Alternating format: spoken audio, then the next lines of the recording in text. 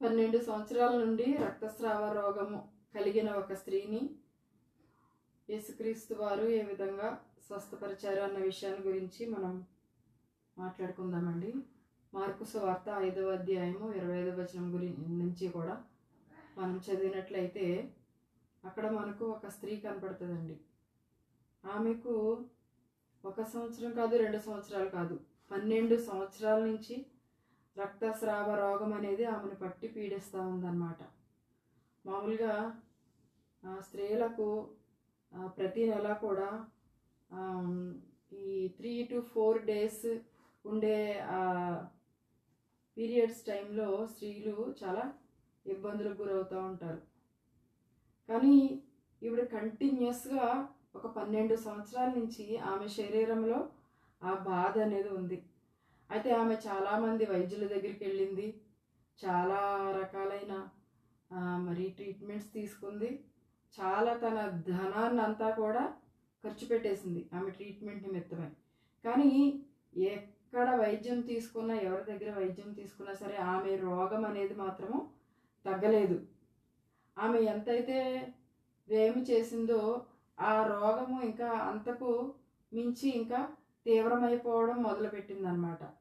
అయితే ఈ దిక్కు తోచని పరిస్థితిలో ఇలాంటి స్త్రీలకు ఉండకూడని ఒక ఇబ్బందికర పరిస్థితిలో ఆమె ఉంటూ ఉన్నప్పుడు ఆమె యేసుక్రీస్తు వారి గురించి విని ఆమెలో ఒక విశ్వాసం అనమాట. ఎంత విశ్వాసం అంటే, ఈయన ఇన్ని అద్భుతాలు చేస్తున్నాడు కదా, ఇంతమంది రోగులను స్వస్థపరుస్తున్నాడు కదా, మరి ఈ సమస్య అనేది నేను ఎవరితో కూడా చెప్పుకోలేని సమస్య, పబ్లిక్లో కూడా నేను ఈ సమస్య గురించి మాట్లాడలేని సమస్య, కాబట్టి నేను జనసమూహంలోకి వెళ్ళిపోయి ఏమీ తెలియకుండా వెనక నుంచి ఆయన వస్త్రపు చెంగు మాత్రం ముట్టుకుంటే నాకు స్వస్థత కలుగుతుంది, నా రోగం అనేది పోతుంది అని చెప్పి ఆమె విపరీతమైన అపారమైన నమ్మకంతో ఆమె జనసమూహంలోనికి వెళ్ళిపోయి యేసుక్రీస్తు వారి వస్త్రపు చెంగును ఆయనకు తెలియకుండా పట్టుకుంటుంది అనమాట. ఆ వస్త్రపు చెంగు ముట్టుకున్న వెంటనే ఆమె రక్తధార కడతది అని చెప్పి బైబిల్లో ఇక్కడ స్పష్టంగా వ్రాయబడి ఉందండి. ఆమెకి ఆ ప్రాబ్లం అనేది ఇన్స్టెంట్గా ఆ నిమిషంలోనే, ఆ ఫ్రాక్షన్ ఆఫ్ సెకండ్స్లోనే ఆ ప్రాబ్లం అనేది ఆమెకి క్యూర్ అయిపోయింది, స్వస్థత అనేది కలిగింది. అంటే ఆ ప్రభావము అనేది ఎవరిలో ఉంది? యేసుక్రీస్తు వారిలో ఉంది, దేవునిలో ఆ శక్తి ఉంది. అయితే మరి ఈ వస్త్రపు చెంగు యొక్క గొప్పతనం కాదు, కానీ ఆ వస్త్రపు చెంగును ధరించిన దేవుని యొక్క గొప్పతనం అది. అయితే ఆయనలోంచి కొంత పవర్ అనేది, ఒక ప్రభావం అనేది బయటికి వెళ్ళిపోయిందని చెప్పి యేసుక్రీస్తు వారికి తెలిసినప్పుడు, ఎవరో నన్ను ముట్టుకున్నారు, నా ప్రభావం అనేది వెడలిపోయిందని చెప్పి శిష్యులతో అంటే వారేమంటారంటే, ప్రభువా ఎంతమంది జనసమూహం నీ చుట్టూరా ఉన్నారు కదా, వారిలో ఎవరిని వస్త్రపు చెంగును ముట్టుకున్నారో మనకు ఎలా తెలుస్తుంది అని చెప్పి వారు అంటారు.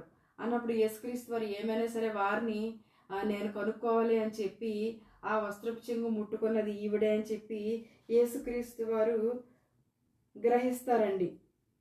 గ్రహించి చుట్టూరా చూసినప్పుడు ఇంకా ఆమె భయపడి వణకుచూ వచ్చి ఆయన ఎదుట సాగిలపడి ఆమె తన సంగతి అంతా కూడా యేసుక్రీస్తు వారితో చెప్పిందంట.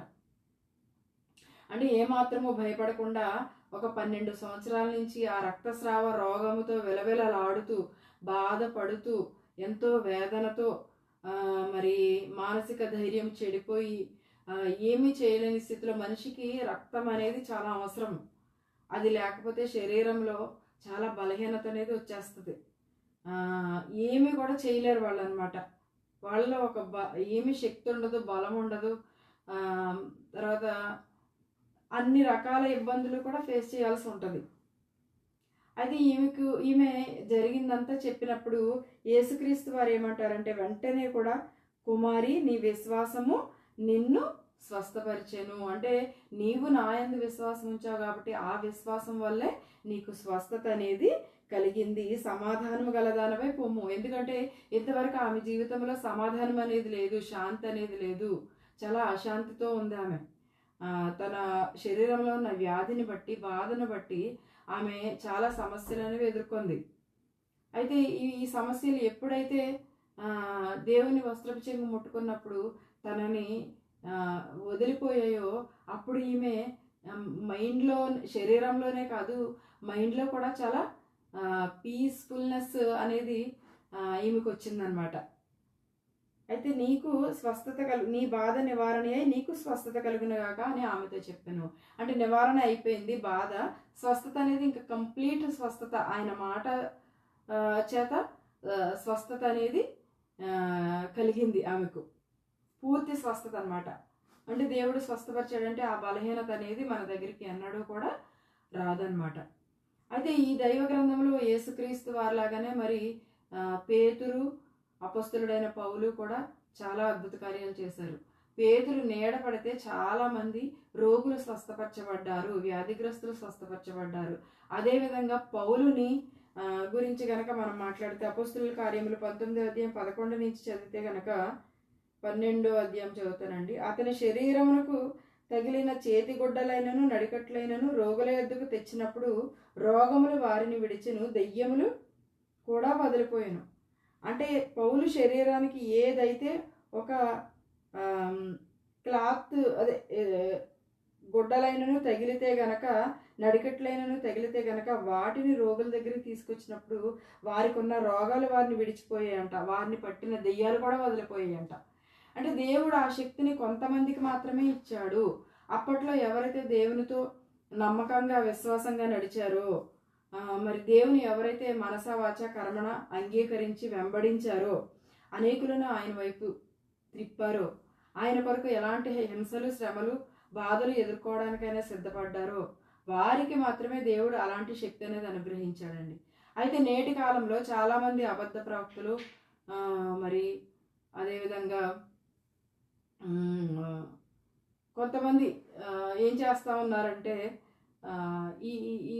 ఈ కర్చీఫ్లకి ప్రార్థన చేసి అవి కూడా అమ్మడం, అదొక బిజినెస్ అనమాట.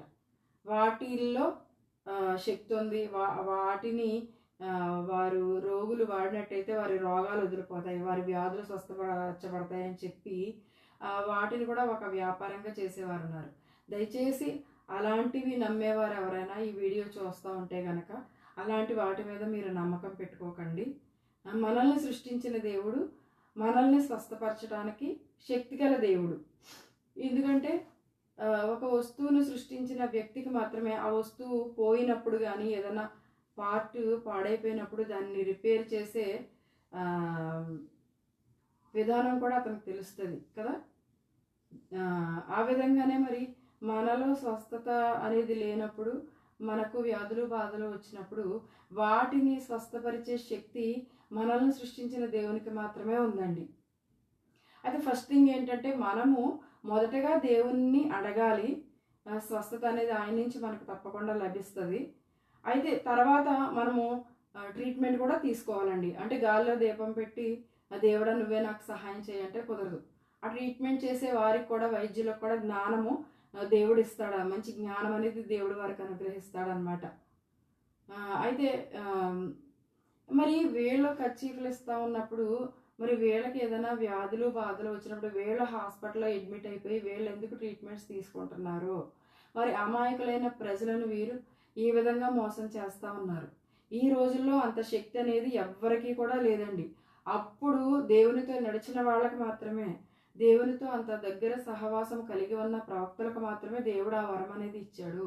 ఇప్పుడైతే చాలామంది ప్రవక్తలు పేరుకి దైవ సేవ చేస్తున్నారు కానీ వారి హృదయం అనేది దేవునికి చాలా దూరంగా ఉంటా ఉంది. కాబట్టి అలాంటివి దయచేసి మీరు నమ్మొద్దు. ఫస్ట్ మన సృష్టికర్తను మనం నమ్ముదాము. తర్వాత మరి ఇహలోక సంబంధంగా వైద్యం చేసే వారికి మంచి జ్ఞానం ఇవ్వాలి. మనం కూడా మరి ట్రీట్మెంట్స్ తీసుకోవాలి. అప్పుడు మాత్రమే మనకు సంపూర్ణమైన స్వస్థత అనేది దొరుకుతుంది. అప్పట్లాగా ఇప్పుడు ప్రవక్తలు లేరు, అప్పట్లాగా ఇప్పుడు కూడా స్వస్థతలు లేవు. అది కేవలం ఏంటంటే ప్రజలను తప్పు దోవ పట్టించేవారు కూడా చాలామంది ఉన్నారు. అయితే కొన్ని మిరాకిల్స్ జరుగుతాయి, కొన్ని అద్భుతాలు జరుగుతాయి. అది దేవుని మీద మనకున్న విశ్వాసాన్ని బట్టి అవి జరుగుతూ ఉంటాయి అన్నమాట అండి. అలాంటి అద్భుతాలు మరి నా జీవితంలో నేను చాలా బలహీనతల నుంచి నేను విడుదల పొందుకున్నాను. కేవలం అది దేవుని శక్తి వల్ల మాత్రమే, నా సొంత బలం చేత కాదు, సొంత శక్తి చేత కాదు. మనము దేవుని యందు విశ్వాసం ఉంచినప్పుడు ఏదైనా మనము సాధించగలము. అయితే దేవుని మీద మనం విశ్వాసం ఉంచాలి, మన ప్రయత్నం అనేది మనం చేయాలి. కాబట్టి మరి ఈమె ఏ విధంగా అయితే దేవుని యందు అపారమైన నమ్మిక విశ్వాసం ఉంచి ఏ విధంగా అయితే స్వస్థత పొందుకుందో, మరి అంతటి అపారమైన భక్తి ప్రపత్తులు మనం కూడా దేవుని మీద పెట్టుకోవాలి. మరి ఆ విధంగా జీవించడానికి పరిశుద్ధాత్మ దేవుడు మనందరిపై కూడా కృమ్మరించును గాక. దేవుడి వాక్యం దీవించును గాక. ఆమేన్.